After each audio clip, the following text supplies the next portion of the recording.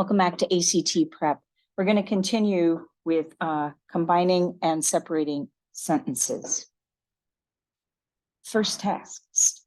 Seagrove, North Carolina, has been a home to potters for hundreds of years. In the 1700s, they were drawn to the town by two things all potters of that era needed: good clay and an abundant supply of trees for firewood to heat their kilns. What we have, first of all, is a run-on sentence. It's really obvious that there's a place in here where one independent clause is finishing and another independent clause is starting without correct glue to hold them together. So the first option, no change, is not a good option. The second one stops here at years. And then the second portion of the second independent clause continues. And that is actually a really good way of doing this. So I'm betting that that's going to be our answer, but let's verify by looking at C and D. Using a comma here after years isn't going to be adequate to combine these two independent clauses. So that's basically a comma splice. It's not going to work. The last one, years in the 1700s, no punctuation at all, with no comma even here, also doesn't make this work. Number two, these early potters primarily produced redware, an earthenware made of soft, porous red clay that turns red when fired. At the time, most Seagrove area potters were farmers who earned a little extra income by producing wares that were sold regionally or traded. Once again, we have a run-on sentence with two independent clauses that are not correctly joined in this area right here.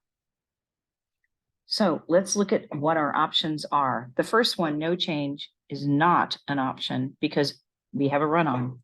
The next one, when turns red when fired, comma, at the time, most Seagrove area farmers, this is also still a run-on sentence. Fired at the time, fired at the time, Seagrove area potters, that's not going to work. It's still a run-on sentence. None of these have solved the problem of combining our two independent clauses correctly. The last one here, putting a period after fired to end this independent clause into its own sentence, and then starting a second one. At the time, most Seagrove area potters were farmers. This one is going to be our best choice.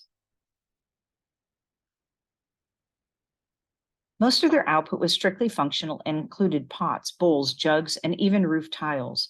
A few potters added simple decoration to their pottery, but most did not. In this case, we have a correctly joined compound sentence. We have an independent clause, comma conjunction, and another independent clause. So this one actually is working right now. So I'm saying A is the best option, but let's look at B, C, and D to why they are wrong. In this one, they're combining our two independent clauses with a comma, however, and a comma. So comma, conjunctive adverb or transition, and comma. And that's not appropriate. We need a semicolon here before the however to make that work correctly. The other one, C, pottery, comma, most, did not. Okay, in this case, we've eliminated the but, and that's an important part of the glue that's holding these two together, common conjunction being a good way of combining independent clauses. So C is not going to work. The final one, pottery, comma, most of them. Once again, we've eliminated the but, and that's an important part that we can't get rid of. The next reading. With its bright round eyes, furry body, and vividly striped tail, the lemur is among the most fascinating and mysterious creatures in the animal kingdom. As a result of its haunting stare and preference for nighttime activity, the lemur is named after the Latin word for ghost. In this case, we have two independent clauses that seem to be correctly joined with a semicolon. Except that we've started here. We've got here, as a result of its haunting stare, we have an introductory clause, and that's not going to work. What we need here is our independent clause, and that's what this has to lean on. And a semicolon isn't going to do that. So what we need is to correctly combine these two so that the first can lean on the second. So no change, not an option. Activity dash the lemur. This is also implying that this is an independent clause, and it's not. So that's not going to work. The next one, activity, comma, the lemur is named after the Latin word. Option C does sound like the best option here because it's combining this with our independent clause and allowing it to hold on there. The last one, period, is treating it the same way as a semicolon, as if this was also an independent clause. So that's not a good choice. C is going to be our best. Millions of years ago, this ancient primate is believed to have sailed on clumps of vegetation from the African mainland to the island of Madagascar, where it has lived largely in isolation ever since.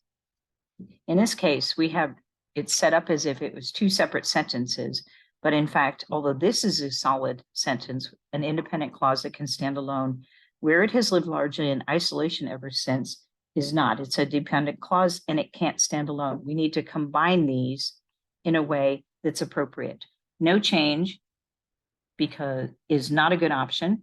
What we need to do, the second option, G, also not good because the semicolon here is treating the same way as this. It's making this a compound sentence, and that's not going to stand up because this is not an independent clause. H is turning this instead of, it gets rid of where and saying, this is where it has lived largely in isolation ever since. This is also basically using a comma and then this pronoun, as we're doing here, is basically a tip off that we have a comma splice. So they're trying to make a comma and combine these two. So they've given up on making it a compound sentence. And yet at this point, they've turned this into an independent clause. So now we've got a run on. Not going to work. Our last option, J, is obviously going to be the right one. Mainland of the island of Madagascar, comma, where it has lived largely in isolation ever since. This is an appropriate sentence. We've combined this dependent clause so that it can lean on our independent clause. Thank you very much.